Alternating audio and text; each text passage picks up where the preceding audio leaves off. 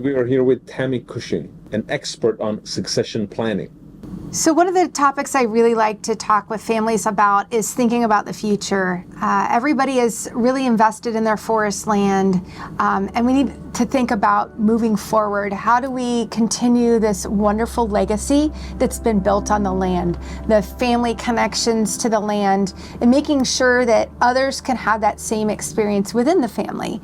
And so today, what I have for you is some kind of quick tips and steps to go through for succession planning. I like to call it my 5 easy steps, but certainly none of them are really easy.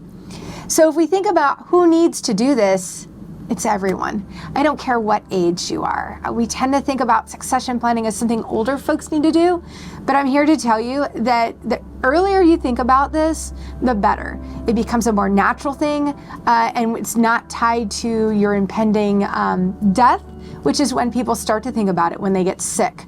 And so we want to think about this now while we're all healthy and planning for our future. So the first thing I would like to tell you to do is to collect your information. And when I say collect information, it's documents, it's proof of ownership, it's all those pieces of paper that wind up floating around our belongings so that if we're not here to tell somebody where it is, it can be found. And so we're looking for deeds, we're looking for wills, any of those contracts that you've signed that are kind of longer term. Get all that stuff into one place. And part of that is also figuring out what is the property worth and maybe what are the belongings that you have worth. And I mean like, what's the timber worth? Do you know? Are you taking for granted that some valuation from 5 years ago is even current? We want to know all this because in order to move forward, you got to know where you're starting. Next, I need you to think about your visions and your goals for the property, for the process. And for kind of long-term for the property. So for the property, what would you like to see happen to it? Do you want to make sure that forevermore it's a protected property, that revenue can come off of it, that it can support the family? Does it need a short-term goal of sending a kid to college? What is it that you need out of this? But also the process. This is the part that people don't think about.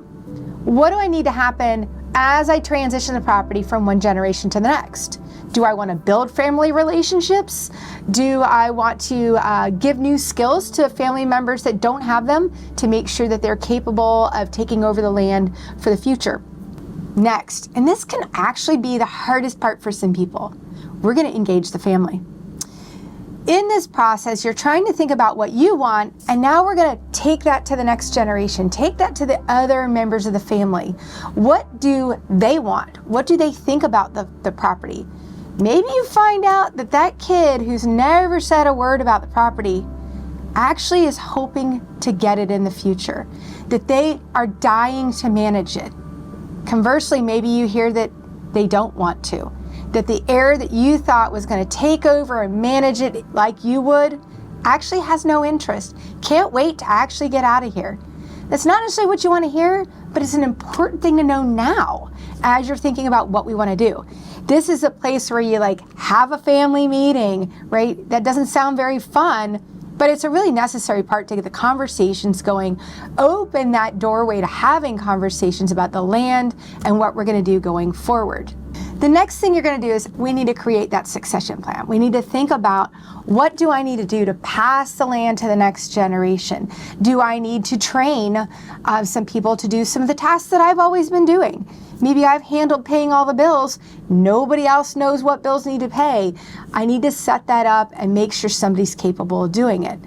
Maybe it's time to introduce my family members to some of my advisors. This would be the forester, the accountant, maybe the family attorney, and make sure that everybody understands how we're going to prepare for the transition to the next generation. And then the last step is really just to put it all on paper. We're going to create that estate plan. This is making sure we have a will. If you've decided you want to do an LLC, a limited liability corporation, getting that paperwork drawn up, all these things that you need to make the process work. We're going to do that in that final step. Now, none of this is super fun. It's not something I would say that you're going to start this weekend and you're going to be done this weekend. This is something that you start and you constantly revisit it. You're never really done with succession planning until it's not in your hands anymore. And so you need to come back at it, make sure everything is still going the way you expect it to go, and you might have to revise some things along the way. What I would say the right step today is to take a step, whatever step you're on. Maybe you've already done pieces of this, but not others. So again, I encourage you to get started. Best of luck with your succession planning.